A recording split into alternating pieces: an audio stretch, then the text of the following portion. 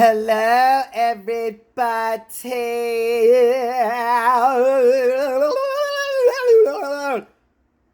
We're going to talk about the latest AMC gossip. Yes, every day there's always lots of juicy stuff coming out.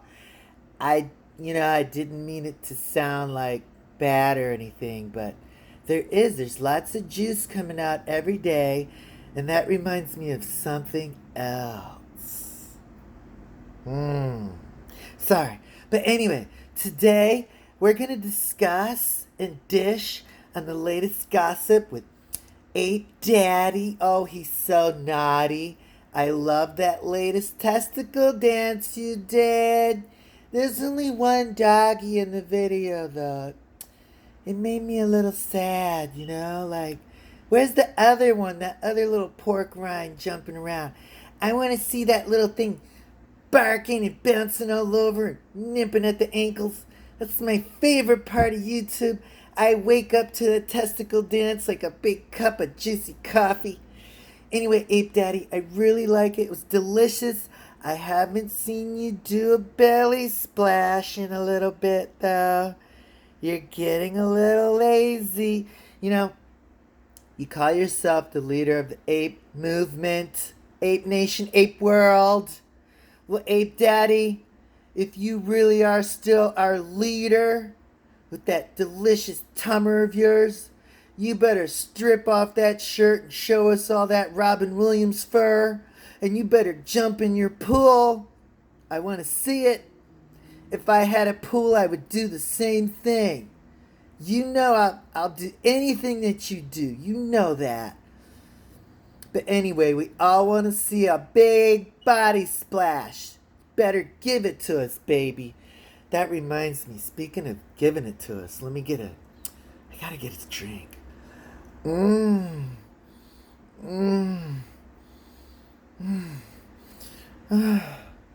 I'm sorry. I really like this drink. It just sends me to the moon. Or Uranus. Yeah. So anyway, you got Ape Daddy doing the testicle dance. And hopefully a belly flop later. Ape Daddy, don't let us down. You're getting a little too serious again. You're starting to rip on other YouTubers. Look, those other YouTubers, they can't help if they're morons and idiots.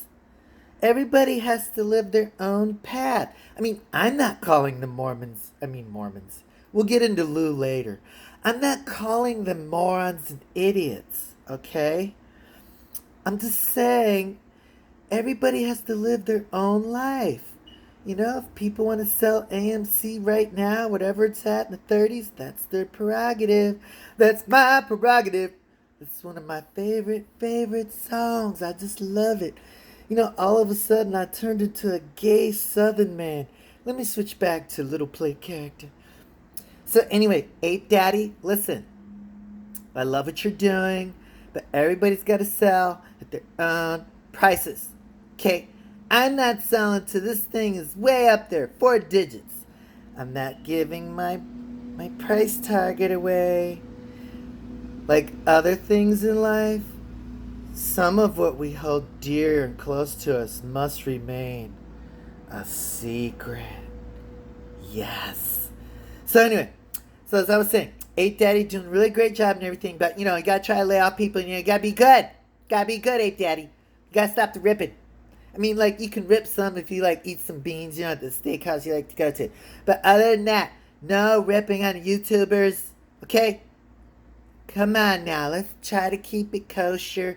I'm not Jewish, but I did date an Orthodox Jewish once, and he had curls in other places besides the little curl on the side of his head. So anyway, speaking of religion and Mormons, let's talk about Lou after Wall Street. Oh, he's getting fancy with his name change. Oh my God, he's so fancy. And he's also trying to get fancy with his image. Like today, I noticed he looks like a born again Puerto Rican that is going to a Mormon church or something. It's very confusing. He looks like an evangelical that's about to do a Geico commercial. I know you probably heard that joke before from somebody else. I'm not naming names. But anyway, so like, I don't know what's up with Lou. Like, he's really trying hard to like grow something, you know. I'm not saying he's trying to scam his followers. I know he loves his followers, and he would never mislead them in any kind of way, even though they might be discerned as very naive as new apes. So I think Ape Daddy, you know, I think Lou is cool. You know, I know you like to rip on him a lot, but I don't know. I think he's trying to build something interesting. Maybe like a cult following now, because he's all dressed in white and he's against the white wall. You know, he's trying to do like that a la David Koresh thing. For those of you who are, you know, old enough to remember the whole Waco thing in Texas, you know.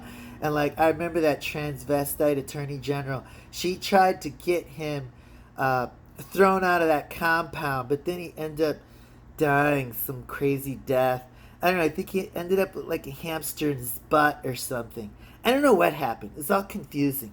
So anyway, so like, Lou, why are you trying to look like a Mormon? What's up with you? You're trying to look like all holy and thou and everything.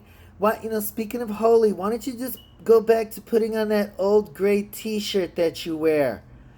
I really like the homeless thing you've got going. That's a really good look for you. I mean, you are Puerto Rican and stuff, so, you know, they go. Now, the reason why I can say that joke is because I am Puerto Rican too, so it's not racist. You know, a black man is allowed to say black joke. Puerto Rican allowed to say another Puerto Rican joke. I don't know why it's like that. It's like the rules here in America. It makes no sense. Like, I don't care what kind of jokes anybody makes about me. I don't care what color you are. But it's like the rule or something, you know? It's like the whole woke thing. Oh, gosh, it's so irritating. But anyway, no politics here. This is only AMC channel. So, Lou, what's up with trying to look like a Mormon? You better come clean. Well, let me rephrase that. You better tell us why you're dressed in all white against the white wall. And if you keep doing that, somebody I know that's very dear to me might start copying you. That's right. Anyway, I hope you people enjoyed this new installment of Little Play. I just wanted to dish a little bit before I go off, and, you know, I have to call one of my boyfriends. He's really starving for me lately. Anyway, have a good day, everybody, and love yourself.